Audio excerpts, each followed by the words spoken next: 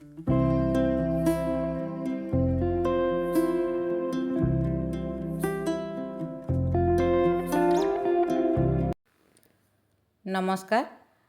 Manoja my stories को आपण मानक स्वागत। आज आसतु बनैबा टमाटो चारू। जदिओ ये ब्रह्मपुर स्पेशल आइटम किंतु प्रायतः ओडिशार सबुठारे बाहर मध्य यह इडली डोसा बरा सिंगड़ा इत्यादि प्रस्तुत करा जाय थाए। यह मंदिर रे अरुआ भात सहित बा घरे अरुआ भात सहित खाइबा समस्त पसंद करते। एथिपाई मुझे 4-5टी पाचिला लाल टमाटो नहीं। यह काटिबा पूर्व प्रथम परिष्कार भाव में धोईदेबा। मुझे टमाटो को आगरू धोईकी रखी। यह एबे रफली काटिदेबा।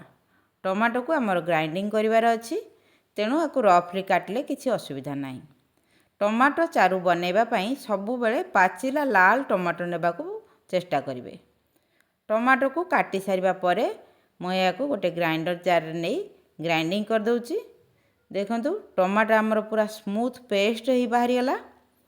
एबे आमर टमाटो सूप प्रस्तुत हो गला। एबे एथिरे आमे पानी दे दबा। जेतिकी टमाटो सूप हेबो तार 2 गुणा आमे पानी दबा। तापरे ए टमाटो सूप को आमे कड़ाई रे ढाली गैस रे बसई दबा।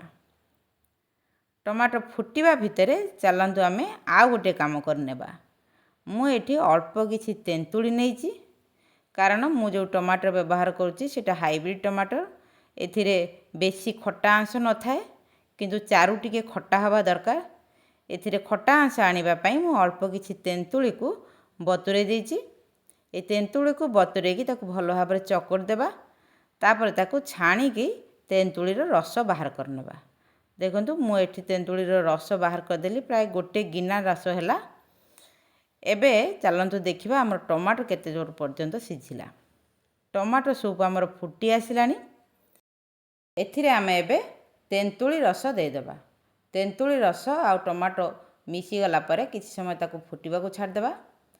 तापरे सेथिरे आमे दे देबा हाफ चम्मच हळदी गुंड, हाफ चम्मच काश्मीरी लंका गुंड, हाफ चम्मच भजा जीरा लंका गुंड, स्वाद अनुसार लूण, हाफ चम्मच कला लूण।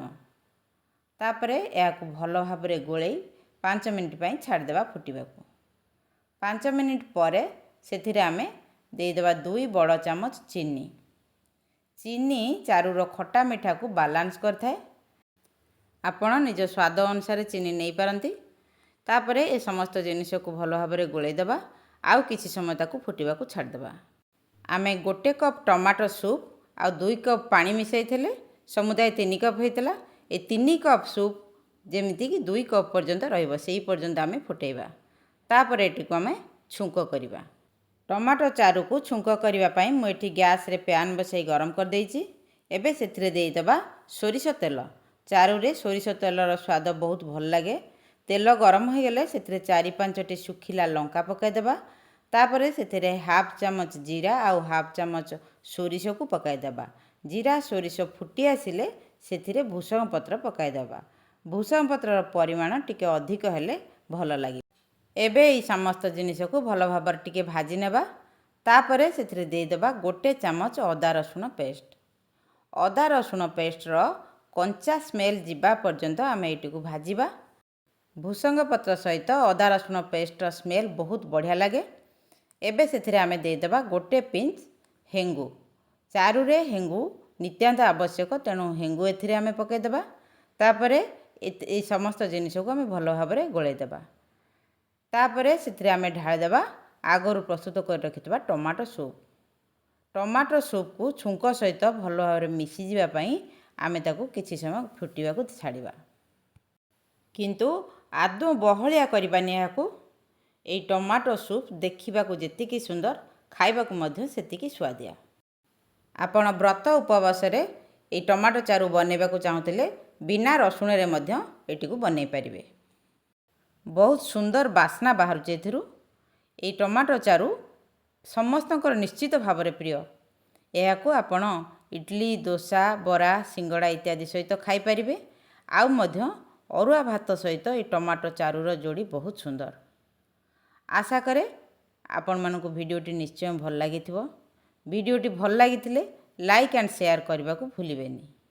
ଆଉ ଯଦି ପ୍ରଥମ ଥର ମୋ ଚ୍ୟାନେଲ ମନୋଜା ମାଇ ଷ୍ଟୋରିଜକୁ ଦେଖୁଛନ୍ତି, ଏହାକୁ ସବସ୍କ୍ରାଇବ୍ କରିଦିଅନ୍ତୁ।